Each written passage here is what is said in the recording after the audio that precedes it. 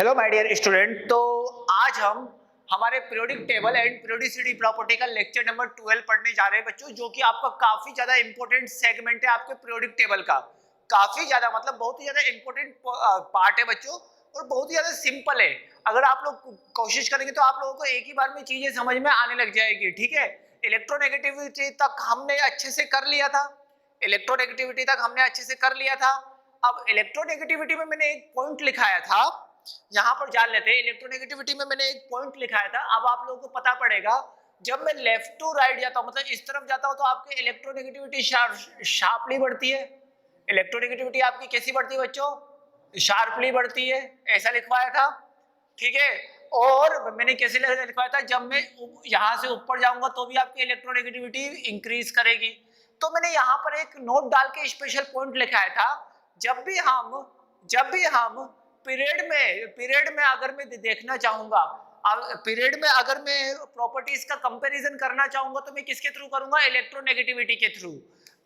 Note डाल के मैंने लिखवाया था, यहाँ पर नोट डाल के मैंने आप लोगों को लिखवाया भी था। नोट डाल के तो आप लोग लिख लो, if comparison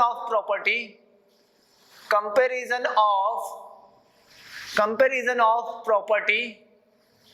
properties in period we have to see we should be seen electronegativity. ठीक है, इलेक्ट्रोनेगेटिविटी हमको उस टाइम क्या देखना चाहिए बच्चों? इलेक्ट्रोनेगेटिविटी हम लोगों को देखना चाहिए। ठीक है, जब मैं प्रॉपर्टी को पीरियड में कंपेयर करूं तो, क्योंकि यहाँ पर ये आपका शार्पली होगा, और अगर मैं टॉप टू बॉटम जाता हूं तो आपका क्या, आपका शार्पली आपका घटता है बच्चों। यहाँ पर साइज आपका शार्पली घटता है, साइज आपका शार्पली घटता है। ये बात ध्यान रखो। अब समझो बच्चों, यहाँ पर इफ कंपैरिजन ऑफ प्रॉपर्टी, देखो यहाँ पर कंपैरिजन ऑफ प्रॉपर्टी, यहाँ पर if comparison of property, if comparison of property in group we should be seen size of element. लेने की बात यह है, जब भी मैं पीरियोडिक टेबल में टॉप टू बॉटम में अगर मैं प्रॉपर्टी का कंपैरिजन करूंगा, तो मैं क्या करूंगा बच्चों? साइज को देखूंगा। और जब भी मैं लेफ्ट टू राइट अगर मैं प्रॉपर्टी का कंपैरिजन करूंगा, तो मैं हमेशा इलेक्ट्रोनेगेटिविटी को देखूंगा। तो इससे रिलेटेड एक क्वेश्चन मैं आप लोगों को कराता हूं, तो आप लोगों को काफी अच्छे से समझ में आ जाएगा किस तरीके से हमको इस क्वेश्चन को डील करना है। ठीक है, तो यहां पर मैं आप लोगों को बता देता हूं, एक क्वेश्चन है यहां पर एक क्वेश्चन मैं आप लोगों को करवा देता हूं ताकि आपको समझ में आ जाए। Question, which one is more stable? अब देखो यहां पर मैंने क्या बनाया, C double bond O plus, यहां पर मैंने क्या बनाया, C double bond S plus. अब देखो यहाँ पर ये मैंने फर्स्ट एटम बनाया, ये मैंने फर्स्ट मॉलिक्यूल बनाया, ये मैंने सेकंड मॉलिक्यूल बनाया। ठीक है, अब मैं क्या करूंगा, अब देखो यहाँ पर पॉइंट ऑफ डिफरेंस कहाँ है बच्चों? यहाँ पर आप लोगों को पॉइंट ऑफ डिफरेंस ऑक्सीजन और सल्फर में दिख रहा होगा। पॉइंट ऑफ डिफरेंस वाला तो ऑक्सीजन और सल्फर है। अब ऑक्सीजन और सल्फर में अगर आपके पॉइंट ऑफ डिफरेंस है, तो ऑक्सीजन और सल्फर आपके कैसे आते हैं? टॉप टू बॉटम में आते हैं। ठीक है, as you know that oxygen and sulphur will come in top to bottom. तो टॉप टू बॉटम में अगर आपके ऑक्सीजन और सल्फर आते हैं, तो अब मैं किसका कंपैरिजन करूंगा? In this question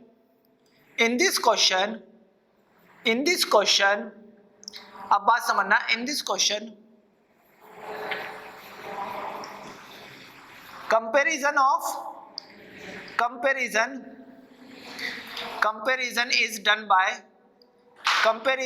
should be done by size, क्योंकि मैं टॉप टू बॉटम में कंपैरिजन कर रहा हूं। इस क्वेश्चन में अगर मैं टॉप टू बॉटम में कंपैरिजन करूंगा, तो comparison should be done by size, मतलब कंपैरिजन आपको आप किसके हिसाब से डन करोगे बच्चों, साइज के हिसाब से। Comparison should be in this question, मैं लिख देता हूं, इन दिस क्वेश्चन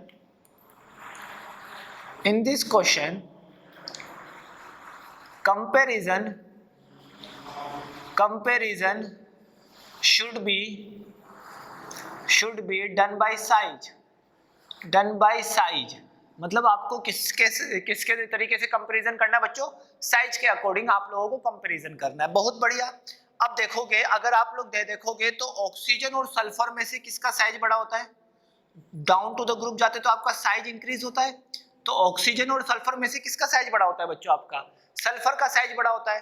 तो लार्ज जो एटम बड़े साइज का होगा उसकी वजह से जो पाई बॉन्ड बनेगा वो और स्ट्रांग होगा। So large size of atom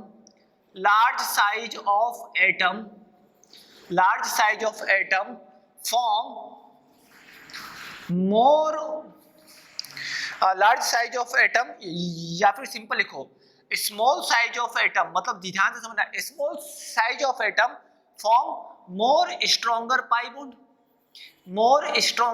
bond. ये आपको बाद में जानने को मिलेगा, बाद में फिर मैं लिखाने वाला हूं कहीं ना कहीं ये, तो ध्यान रखो small size of atom form more stronger pi bond. ये वाला बॉन्ड आपका पाई होगा, एक सिग्मा होता है तो एक पाई होता है बेटा, इतना ध्यान रखो। एक बॉन्ड अगर आपका डबल बॉन्ड है, डबल बॉन्ड में से एक सिग्मा होगा तो एक पाई होगा, और अगर मेरा ट्रिपल बॉन्ड होगा तो ट्रिपल बॉन्ड में से एक सिग्मा होगा और दो पाई होंगे। इसके बारे में हम बात करेंगे केमिकल बॉन्डिंग में, बस इतना ध्यान रखो। अगर कभी डबल बॉन्ड हुआ तो एक सिग्मा होता है, एक पाई होता है, और एक ट्रिपल बॉन्ड हुआ तो बीच वाला सिग्मा होता है और ऊपर नीचे वाले आपके पाई होते हैं। ठीक है, इस बात को आप लोग अच्छे से ध्यान रखो। ठीक है, काफी सिंपल है, तो इसको समझ लेते हैं। Small size form more stronger pi bond, क्योंकि छोटा एटम है, छोटा एटम तो बहुत करीब होगा ना।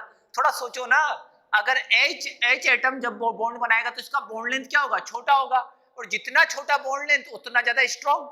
ठीक है, तो यहाँ पर छोटा एटम क्या करेगा बच्चों, उतना ही ज्यादा स्ट्रॉन्ग पाई बॉन्ड बनाएगा। अब इन दोनों में से पाई बॉन्ड की स्ट्रेंथ कहाँ ज्यादा है, यहाँ पर ज्यादा है। ठीक है, तो यहाँ पर पाई बॉन्ड की स्ट्रेंथ ज्यादा होने की वजह से इन दोनों में से कौन ज्यादा स्टेबल होगा। अब इन दोनों में से आपका फर्स्ट ज्यादा स्टेबल होगा एज कंपेयर टू सेकंड। आपका कौन ज्यादा स्टेबल होगा बच्चों, यहाँ पर फर्स्ट ज्यादा स्टेबल होगा एज कंपेयर टू सेकंड। ठीक है, क्योंकि ये आपका स्ट्रॉन्गर पाई बॉन्ड बना रहा है। अब इस पाई बॉन्ड को डिसोसिएट करने के लिए हमको ज्यादा एनर्जी की रिक्वायरमेंट पड़ेगी, और ज्यादा एनर्जी की रिक्वायरमेंट पड़ेगी, इसका मतलब फर्स्ट आपका ज्यादा स्टेबल है एज कंपेयर टू सेकंड। बात को समझना मैंने कैसे किया, साइज ऑफ एटम देखा, पीरियड में यहाँ पर लिखा है। अगर मुझे ना प्रॉपर्टी को कंपैरिजन करना है इन ग्रुप में, तो मुझे क्या देखना पड़ेगा, साइज ऑफ एटम। अब यहाँ पर साइज ऑफ एटम को मुझे देखना चाहिए। ठीक है, आई होप सो कि अब आपको समझ में आ गया होगा। अभी मैं आप लोगों को बता देता हूँ इलेक्ट्रोनेगेटिविटी कब देखना है। एक और क्वेश्चन कराता हूँ ताकि आप लोगों को समझ में आ जाए। एक और क्वेश्चन मैं आप लोगों से डील करता हूँ ताकि आप लोगों को समझ में आ जाए। ठीक है, अब देखो यहाँ पर एक और question, CH double bond NH plus, ये हो गया फर्स्ट, और यहाँ पर C double bond O plus. अब मुझे बताओ यहाँ पर C डबल बॉन्ड लिख देता हूँ, अभी इसकी वैलेंसी सेटिस्फाई नहीं कर रहा मैं।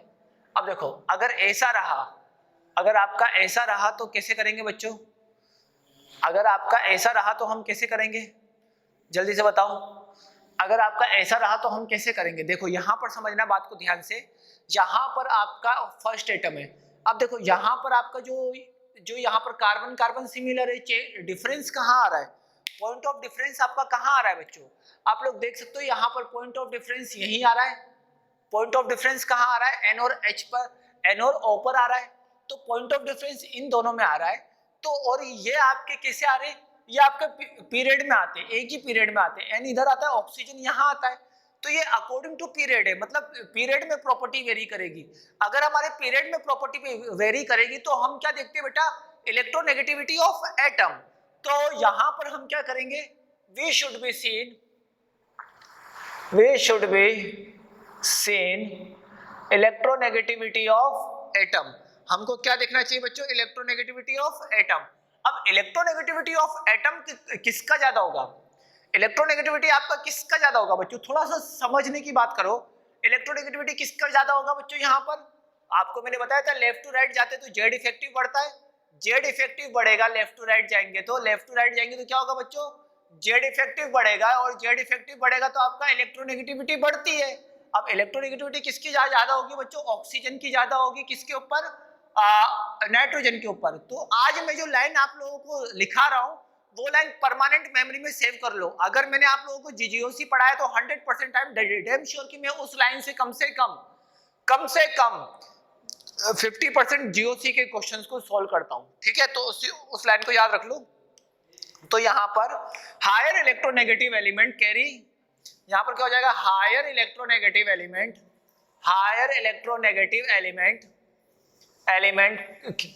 Carry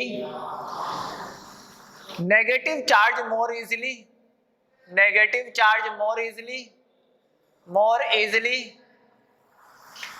and positive charge more difficultly,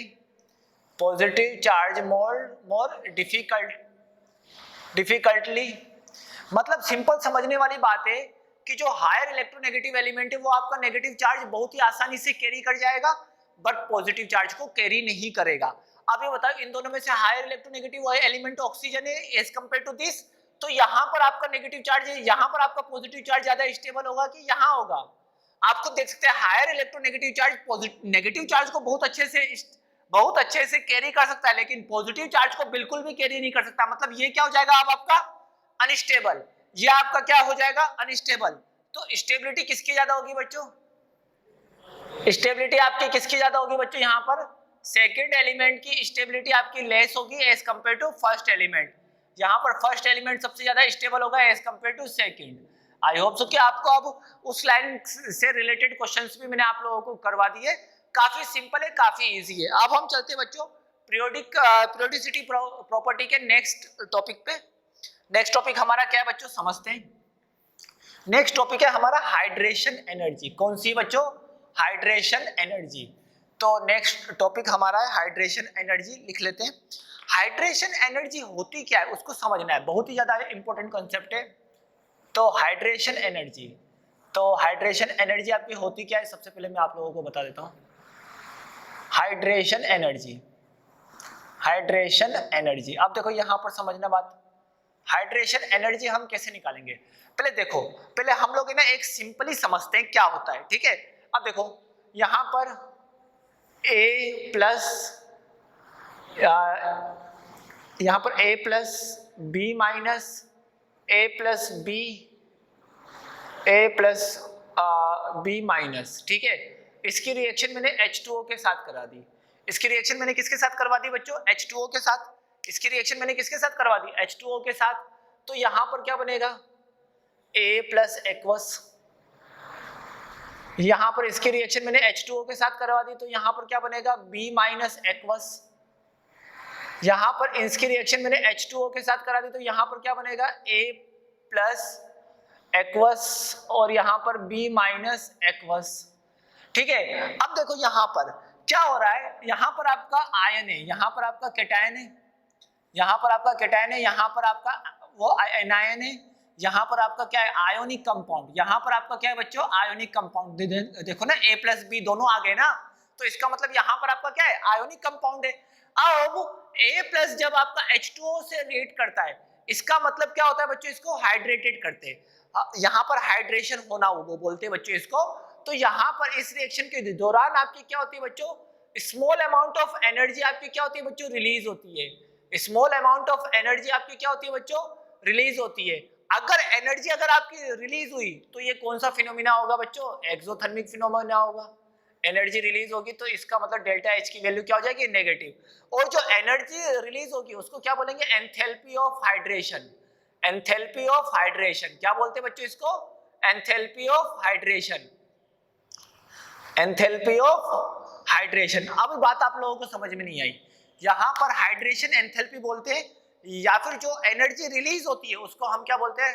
hydration energy. या फिर जो एनर्जी हमारी रिलीज होगी, या फिर ऐसे लिख दो या फिर सिंपली बोल दो रिलीज जो आपकी एनर्जी होगी, एनर्जी जो आपकी रिलीज होगी वो आपकी होगी हाइड्रेशन एनर्जी। हाइड्रेशन एनर्जी नहीं आया होगा समझ में, बहुत ही ज्यादा डिफिकल्टी का आप लोगों को सामना करना पड़ा होगा। इसको बोल दो यहाँ पर आपका ये गैसियस आयन होते हैं। कौन से आयन होते हैं? गैसियस आयन होते हैं। कौन से होते हैं? Gaseous ion. तो आपका डेफिनेशन क्या बनेगा?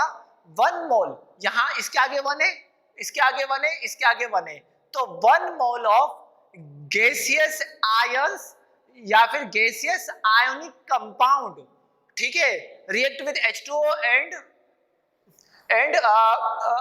यहां पर सिंपली हम बोल देंगे 1 मोल ऑफ केटायन भी वो बोल सकते हैं हम लोग इसको। एक बार मैं आप लोगों को बता देता हूं सिंपली करके।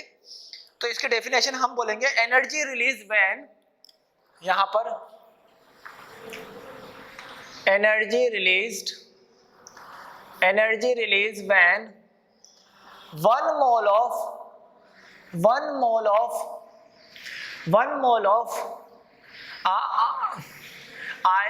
gaseous ion, 1 mole of gaseous ion, state है ना, gaseous ion और आयोनिक कंपाउंड, gaseous ion और आयोनिक कंपाउंड, आयोनिक कंपाउंड मतलब क्या समझ में आया? Energy released when 1 mole of gaseous ion and ionic compound is completely hydrated, इसको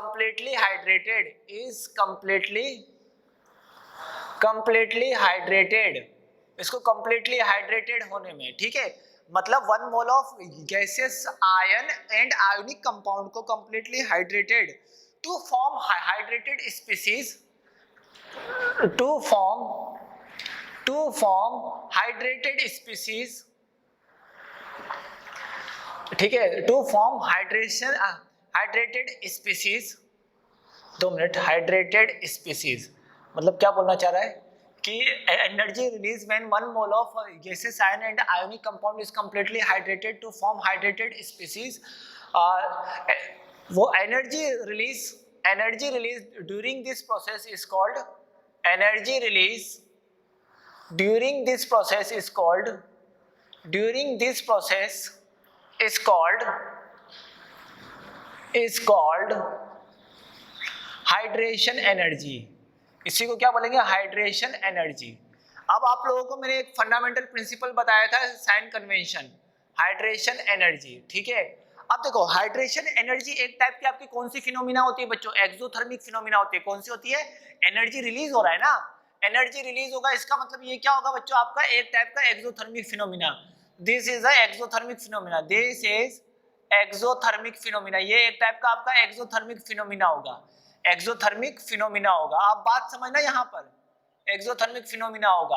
और यहाँ पर समझना जो एंथैल्पी, एंथैल्पी क्या होता है? एंथैल्पी ऑफ हाइड्रेशन मतलब चेंज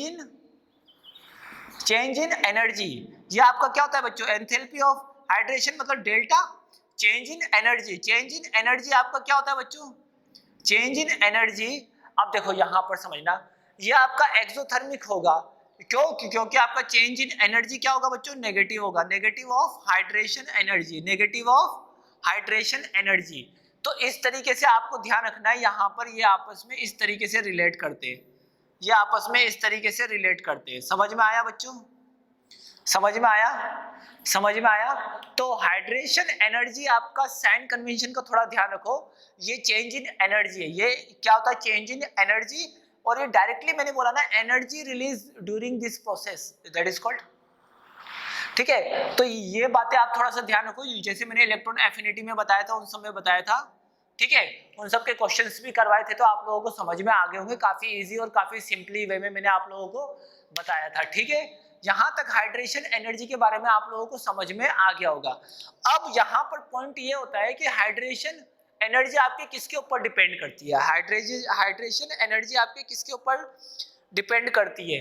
तो देखो बच्चों, यहाँ पर समझना, हाइड्रेशन एनर्जी आपके किसके ऊपर डिपेंड करती है। तो मैं आप लोगों को बता देता हूँ, हाइड्रेशन एनर्जी आपके यहाँ पर बता देता हूँ। Hydration energy is directly proportional to the charge density. Charge density क्या बोलोगे? डेंसिटी क्या बोलते हो बच्चों आप लोग? ठीक है, हाइड्रेशन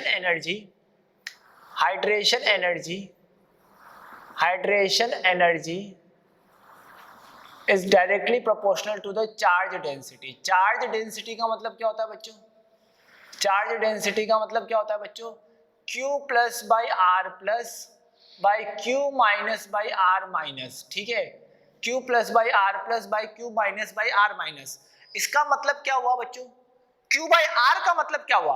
वो what is the meaning of Q by R? Q by R का मतलब क्या होता है ये मुझे बता दो।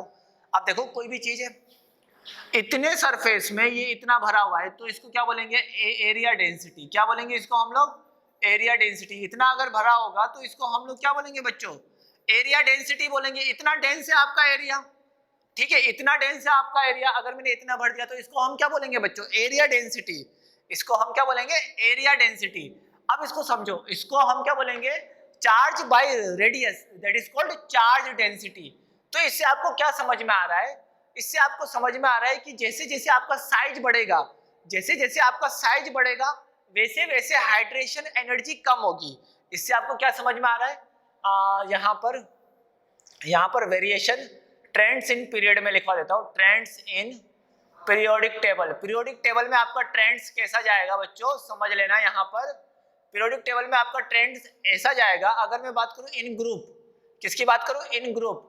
ग्रुप में अगर मैं टॉप टू बॉटम मूव करूंगा, when we move downward direction, when we move downward direction, when we move downward direction, जब हम डाउनवर्ड डायरेक्शन में मूव करेंगे तो आपका क्या होगा? When we move downward direction, size will increase, size will increase, size will increase, hence hydration energy will decrease, hydration energy will decrease। आप समझ में आ गया बच्चों? यहाँ पर हाइड्रेशन एनर्जी आपका क्या हो जाएगा बच्चों? डिक्रीज हो जाएगा। ठीक है, क्योंकि साइज के इनवर्सली प्रोपोर्शनल होता है, साइज के इनवर्सली प्रोपोर्शनल होता है। क्योंकि यहाँ पर मैंने क्या लिखा? r plus oblique r minus. ये ऑब्लिक है, ये नेगेटिव के लिए अलग तरीके से देखा जाता है और पॉजिटिव के लिए अलग तरीके से देखा जाता है। ध्यान से समझो इस बात को, बहुत ज्यादा इंपॉर्टेंट है। अगर मैं बात करूं इन पीरियड, तो इन पीरियड में हम इसके ट्रेंड्स को डिफाइन नहीं कर सकते। इन पीरियड्स में हम इसके ट्रेंड्स को डिफाइन नहीं कर सकते। In period we can not define the trends of this. In period we can't define the trend of hydration energy. Hydration energy के ट्रेंड को मैं डिफाइन नहीं कर सकता। बात समझ में आई? हाइड्रेशन एनर्जी के ट्रेंड को मैं डिफाइन नहीं कर सकता। तो देखो कैसे करते हैं। अब देखो, अगर मैं पीरियोडिक टेबल में नीचे से ऊपर जाऊंगा, अगर मैं पीरियोडिक टेबल में नीचे से ऊपर जाऊंगा तो आपका क्या होगा बच्चों? हाइड्रेशन एनर्जी आपकी बढ़ेगी। ठीक है, अब देखो पीरियड में कैसे करेंगे? पीरियड में हमारा किसके ऊपर डिपेंड करेगा? इन पीरियड हमारा चार्ज के ऊपर डिपेंड करेगा। किसके ऊपर डिपेंड करेगा? चार्ज के ऊपर। अब चार्ज के ऊपर कैसे डिपेंड करेगा? देखो, यहां से यहां जाएंगे, अगर मैं कैटायन जाऊंगा तो यहाँ पर कैटायनिक बढ़ेगा, यहाँ पर कैटायनिक चार्ज के पीछे बोलूंगा। अगर मैं कैटायनिक चार्ज के पीछे पढ़ूंगा तो यहाँ पर +1 चार्ज होता है, यहाँ पर +2 होता है और यहाँ पर -+3 होता है। एल्यूमिनियम, यहाँ पर simple example sodium, magnesium, aluminium. मतलब यहाँ से यहाँ जाते तो आपका क्या होता है बच्चों? कैटायनिक साइज बढ़ता है। तो इसका मतलब यहाँ से यहाँ आपका हाइड्रेशन एनर्जी आपका बढ़ जाएगा। ठीक है, लेकिन अगर मैं बात करूं in the case of anion, अगर मैं एनायनिक चार्ज की बात करूं तो एनायनिक चार्ज क्या होता है बच्चों? एनायनिक चार्ज आपका यहाँ से यहाँ बढ़ता है। एनायनिक चार्ज आपका यहाँ से यहाँ बढ़ता है, मतलब यहाँ पर क्या होता है बच्चों? आपका N3-, O2-, F-। यहाँ से यहाँ तक आपका एनायन का साइज का एनायनिक चार्ज बढ़ता है और एनायनिक चार्ज बढ़ने से आपका क्या होगा बच्चों? हाइड्रेशन एनर्जी भी आपकी बढ़ेगी। तो यहाँ से यहाँ आपकी क्या बढ़ती है बच्चों? हाइड्रेशन एनर्जी बढ़ती है। और नीचे तो ऑब्वियसली कॉमन है ना इन ग्रुप में हाइड्रेशन एनर्जी इसकी बढ़ेगी। ठीक है, तो आई होप कि आप लोगों को समझ में आ गया होगा। यहाँ पर आपका क्या है बच्चों? कैटायनिक है। कैटायनिक में जैसे जैसे आपका पॉजिटिव चार्ज बढ़ेगा तो हाइड्रेशन एनर्जी बढ़ेगी। और इसमें क्या होगा? एनायनिक चार्ज में जितना ज्यादा एनायन के ऊपर चार्ज बढ़ेगा उतना ज्यादा आप लोगों का पॉजिटिव चार्ज आप लोगों का बढ़ेगा। ठीक है, आई होप सो कि आपको समझ में आ गया होगा। नाउ अब मैं बात करता हूँ बच्चों और इम्पोर्टेंट टर्म्स के बारे में। ठीक है, और इम्पोर्टेंट टर्म्स के बारे में मैं आपसे बात करता हूँ। ये हो गया कैटायनिक चार्ज और ये हो गया आप लोगों का एनायनिक चार्ज। ठीक है, कंसेप्ट काफी सिंपल है। ठीक है, अब देख लेते हैं बच्चों यहां से हाइड्रेशन एनर्जी से रिलेटेड, हाइड्रेशन एनर्जी और हाइड्रेशन रेडियाई। देखो क्या होता है बच्चों, अगर मैं बात करूं यहां पर as example lithium sodium potassium rubidium caesium, अगर मैं टॉप टू बॉटम जाऊंगा तो क्या होगा बच्चों, हमारा हाइड्रेशन एनर्जी हमारी बढ़ेगी या घटेगी।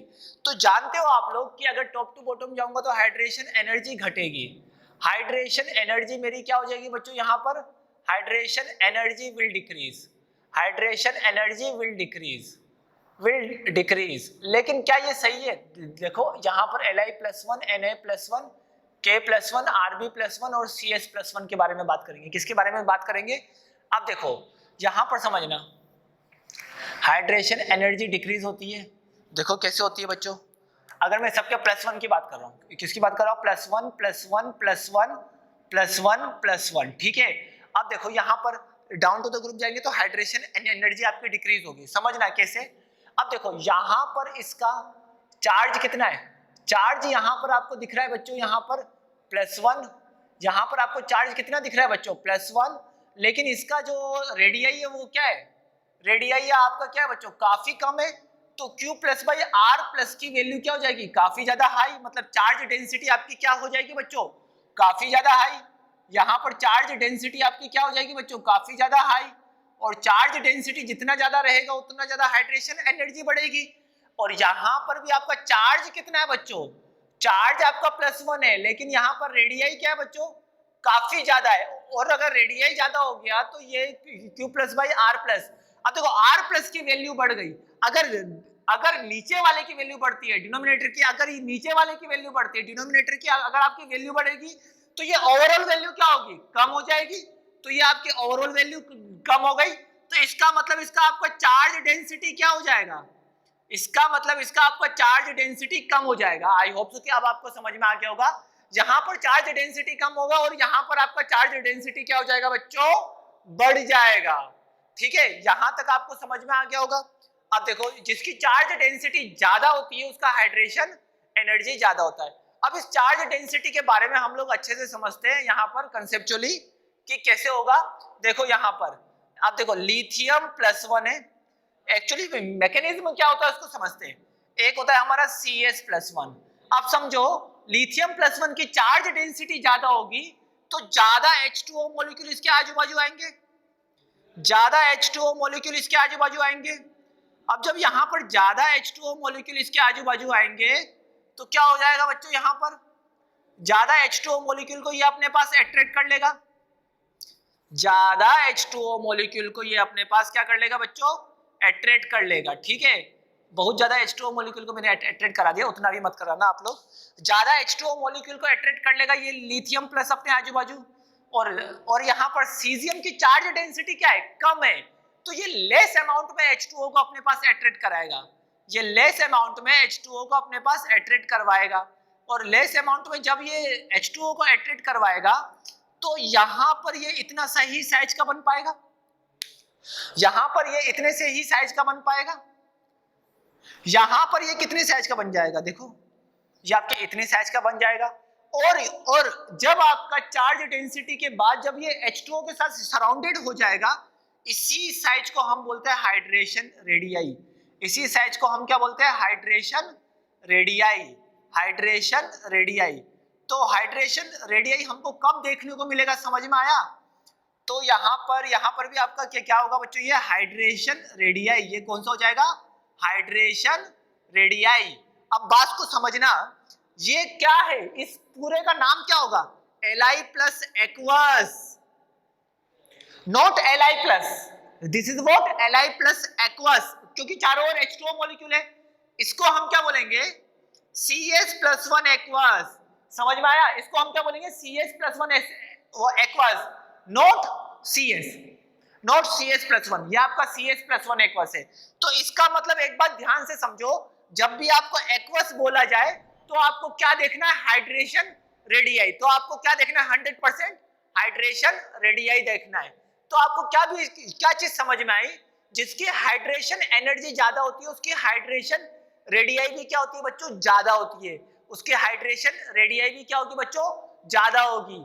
तो अगर मैं बोलना चाहूं कि जिसकी हाइड्रेशन एनर्जी ज्यादा होगी, जिसके हाइड्रेशन एनर्जी ज्यादा होगी उसका क्या होगा बच्चों, हाइड्रेशन रेडियाई भी ज्यादा होगा, उसका हाइड्रेशन रेडियाई भी ज्यादा होगा। अगर उसका हाइड्रेशन रेडियाई ज्यादा होगा तो अगर मैं बोलना चाहूं कि यहाँ पर Li plus aqueous, Na plus aqueous, K plus aqueous और यहाँ पर Rb प्लस एक्वस, अगर मैं बोलना चाहूं इनमें से किसका साइज बड़ा होगा, तो यहाँ पर आप लोग कौन सी चीज को देखोगे, यहाँ पर ऑब्वियसली बच्चों आप लोग देखोगे हाइड्रेशन रेडियाई को। तो यहाँ पर हाइड्रेशन रेडियाई किसका ज्यादा होगा, ठीक है। आई होप सो कि अब आपको समझ में आ गया होगा किस तरीके से मैंने कंसेप्चुअली क्वेश्चन को डील किया।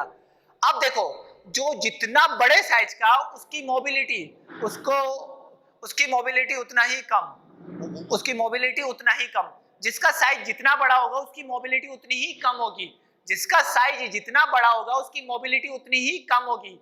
तो अब बात को समझो, अगर मैं बात करूं मोबिलिटी, तो मोबिलिटी किसकी ज्यादा होगी, जिसका साइज बड़ा होता है उसकी मोबिलिटी कम होती है। तो अगर मैं बोलना चाहूं कि Li प्लस 1 एक्वस, ठीक है, Na plus 1 aqueous, K plus aqueous और यहाँ पर Rb प्लस एक्वस, तो यहाँ पर मोबिलिटी किसकी ज्यादा होगी बच्चों, Rb प्लस एक्वस की मोबिलिटी ज्यादा होगी। अब जब इसकी मोबिलिटी ज्यादा होगी Rb प्लस एक्वस की, तो अब मुझे एक चीज बताओ, एक और फंडामेंटल प्रिंसिपल मैं आप लोगों से सिंपल पूछता हूँ, जिसकी मोबिलिटी ज्यादा होगी, जिसकी मोबिलिटी आपकी ज्यादा होगी, इसका मतलब क्या होगा, वो अगर आपके कभी भी आयन की मोबिलिटी बढ़ती है उसका मतलब उसका कंडक्टेंस बढ़ता है। तो conductance is directly proportional to the, conductance is directly proportional to the mobility of ion, conductance is directly proportional to the mobility of ion. तो आपका कौन ज्यादा कंडक्टर होगा, ऑब्वियसली आपको पता पड़ गया होगा, Li प्लस एक्वस सबसे आपका लेस कंडक्टर होगा, सबसे ज्यादा अच्छा कंडक्टर आपका कौन सा होगा, एक्वस में। यहां पर समझो, यहां पर आपका Rb प्लस में, यहां पर मैं जो बना रहा हूं बच्चों में एक्वस, तो एक्वस बनाना ही है, बिना एक्वस के क्वेश्चन को डील नहीं किया जाएगा और ना ही आपसे पूछा जाएगा, ठीक है। This is all about hydration energy. अब आप इसको अच्छे से कंप्लीट कर लो, ठीक है। हाइड्रेशन एनर्जी इतना ही आपका होता है। अब इसके बाद हमारा एक और एनर्जी है बच्चों, लेटाइस एनर्जी। तो लेटाइस एनर्जी को समझते हैं बच्चों, अब हम एक एक करके लेटाइस एनर्जी को समझते हैं, देख लेते हैं लेटाइस एनर्जी क्या होती है, देख लेते हैं यहाँ पर। तो लेटाइस एनर्जी, लेटाइस एनर्जी क्या होती है बच्चों, लेटाइस एनर्जी आपकी क्या होती है बच्चों, उसको समझ लेते हैं। देखो लेटाइस एनर्जी में मैं आपको सिंपल बोलता हूँ, 1 mole of ionic solid compound को, मतलब देखो मैंने AX और BY बना दिया, ये आपका क्या है बच्चों, सॉलिड आयोनिक कंपाउंड, ये आपका क्या है बच्चों, सॉलिड आयोनिक कंपाउंड। ये डेफिनेशन पे फोकस करो, 1 mole of solid ionic compound. अब देखो सॉलिड आयोनिक कंपाउंड को अगर उसके कॉन्स्टिट्यूएंट गैसियस आयन में तोड़ दिया, कॉन्स्टिट्यूएंट गैसियस आयन मतलब उसका गैसियस आयन बनाना है, मतलब आपका क्या हो जाएगा, XaY प्लस, ये भी आपका गैसियस आयन होगा, और एक क्या हो जाएगा YbX माइनस, ये भी आपका गैसियस आयन होगा। तो सॉलिड आयोनिक कंपाउंड को उसके कॉन्स्टिट्यूएंट गैसियस आयन में डिसोसिएट करने के लिए जितनी एनर्जी की रिक्वायरमेंट होती है, that is called lattice energy. उसी को हम क्या बोलेंगे बच्चों, लेटाइस एनर्जी। तो मैं अब आपको डेफिनेशन लिखा देता हूँ। यहाँ पर क्या है, सॉलिड आयोनिक कंपाउंड, ये आपका सॉलिड फॉर्म में, ध्यान रखना ये आपका कौन से फॉर्म में, सॉलिड फॉर्म में। ये आपके दोनों कौन से फॉर्म में बच्चों, गैसियस फॉर्म में। तो यहाँ पर समझ लेते हैं, यहाँ पर ये आपका सॉलिड फॉर्म में और ये आपका कौन से फॉर्म में बच्चों, गैसियस फॉर्म में। तो यहाँ पर क्या करेंगे, इसका मतलब डेफिनेशन क्या होगा, the amount of energy which required to, the amount of energy which required to break, which required to break 1 mole of ionic solid, 1 mole of ionic solid compound ionic solid compound into its constituent gaseous ion, मतलब उसके gaseous ion में break करने के लिए जितने आपकी energy की requirement होगी, that is called what lattice energy. इसी को हम लोग क्या बोलते हैं बच्चों, नॉर्मली जनरली हम लोग इसी को क्या बोलते हैं, लैटिस एनर्जी। अब देखो लैटिस एनर्जी को हम लोग इंडिकेट कैसे करेंगे बच्चों, ये आपका कैसा होगा, एंडोथर्मिक होगा। यहाँ पर डेल्टा यू क्या होगा बच्चों, आपका पॉजिटिव होगा। क्यों, क्योंकि रिक्वायर्ड है ना, तो इसलिए समझ लो, ठीक है।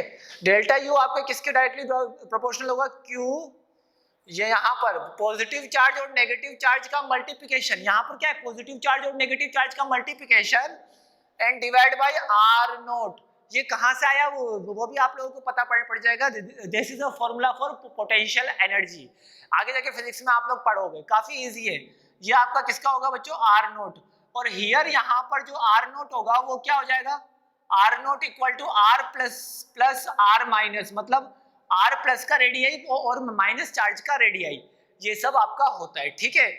अब यहाँ पर ये तो आप लोगों को समझ में आ गया, कि आप लोगों का यहाँ पर लैटिस एनर्जी क्या होता है, ठीक है। अब मैं लैटिस एनर्जी से रिलेटेड एक चीज बता देता हूँ बच्चों आप लोगों को। अगर मैं पीरियोडिक टेबल में इसका ट्रेंड देखना चाहूँ, ट्रेंड इन पीरियोडिक टेबल, तो मैं कैसे देखूंगा, तो मैं आप लोगों को बता देता हूँ। यहाँ पर सिमिलर हाइड्रेशन की तरह, इसलिए मैंने अभी पढ़ाया ट्रेंड्स इन पीरियोडिक टेबल में ट्रेंड्स किसका, लैटिस एनर्जी का। अगर मैं पहला in group when we move downward direction में जब मैं आप लोगों का मूव करूंगा तो साइज क्या होगी, डिक्रीज होगी, साइज विल डिक्रीज, साइज आपका डिक्रीज होगा,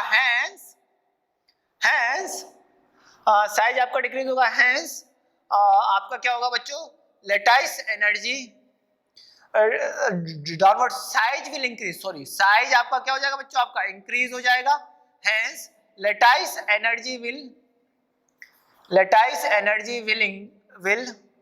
डिक्रीज, लैटिस एनर्जी आपका डिक्रीज होगा। But in period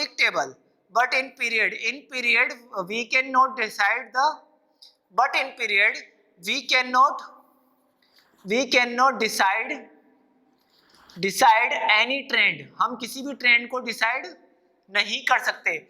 we cannot decide any other type of trend like what, मैं आप लोगों को अब बता देता हूँ कैसे देखेंगे। अगर मैं पीरियोडिक टेबल को ध्यान से देखूं, इफ आई सपोज कि मैंने अभी यहाँ पर पीरियोडिक टेबल को अगर मुझे ध्यान से देखना होगा, तो इन ग्रुप में जब मैं ऊपर की ओर मूव करूंगा तो आपका क्या होगा बच्चों, लैटिस एनर्जी बढ़ेगी। लेकिन पीरियड में क्या होगा कि यहाँ से यहाँ आपका एनायनिक पार्ट बढ़ेगा, यहाँ से यहाँ आपका कौन सा पार्ट बढ़ेगा बच्चों, कैटायनिक चार्ज बढ़ेगा। यहाँ से यहाँ आपका कौन सा चार्ज बचेगा बच्चों, आपका कैटायनिक चार्ज बढ़ेगा। अब कैटायनिक चार्ज बढ़ेगा तो आपका क्या बढ़ेगा, लैटिस एनर्जी भी बढ़ेगा। और यहाँ से यहाँ जाएंगे पीरियोडिक टेबल में, तो यहाँ से यहाँ क्या होगा बच्चों, एनायनिक चार्ज बढ़ेगा। और एनायनिक चार्ज बढ़ेगा तो यहाँ पर क्या होगा, आपका लैटिस एनर्जी बढ़ेगा। और यहाँ से भी आपका वही होगा, यहाँ पर भी आपका ऐसे होगा। तो यहाँ पर हम बोल सकते हैं कि हाइड्रेशन के साथ साथ सिमिलरली आपका लैटिस के साथ भी है, हाइड्रेशन एनर्जी बढ़ेगी तो चार्ज बढ़ेगा, तो हाइड्रेशन एनर्जी भी बढ़ेगी और लैटिस भी आपका बढ़ेगा, ठीक है। दोनों की डेफिनेशन में अंतर है, बस दोनों की डेफिनेशन में अंतर है। देखो जब तक आपका लैटिस कंप्लीट नहीं होगा तब तक आपका हाइड्रेशन नहीं हो सकता। थोड़ा सोच के देखो, आपका जब तक लैटिस क्या बोलता है, सॉलिड आयोनिक कंपाउंड को उसके गैसियस कंस्टिट्यूएंट आयन में डिसोसिएट करना। अब उस गैसियस कंस्टिट्यूएंट आयन का हाइड्रेशन होकर hydrated species banana, that is called hydration. जब तक ये कंप्लीट नहीं होगा तब तक वो भी आपका कंप्लीट नहीं होगा। तो इस तरीके से हम यहाँ पर देख सकते हैं लैटिस एनर्जी का ट्रेंड्स, ठीक है। लैटिस एनर्जी का ट्रेंड्स आप लोगों को समझ में आ गया होगा, काफी इजी है, काफी सिंपल है। अब देखो लैटिस एनर्जी को कैलकुलेट करने का और भी कई मेथड है।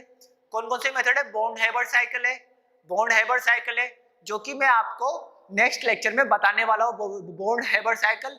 देन आफ्टर मैं आपको बॉन्ड पैरामीटर पर पढ़ाऊंगा, मेल्टिंग पॉइंट, बॉइलिंग पॉइंट पढ़ाऊंगा, रिड्यूसिंग नेचर पढ़ाऊंगा और ऑक्सीडाइजिंग नेचर। देन आफ्टर हम इस चैप्टर को कंप्लीट करेंगे। आई होप सो कि आपको ये यहाँ तक अब अच्छे से समझ में आ गया होगा। So thanks for watching this.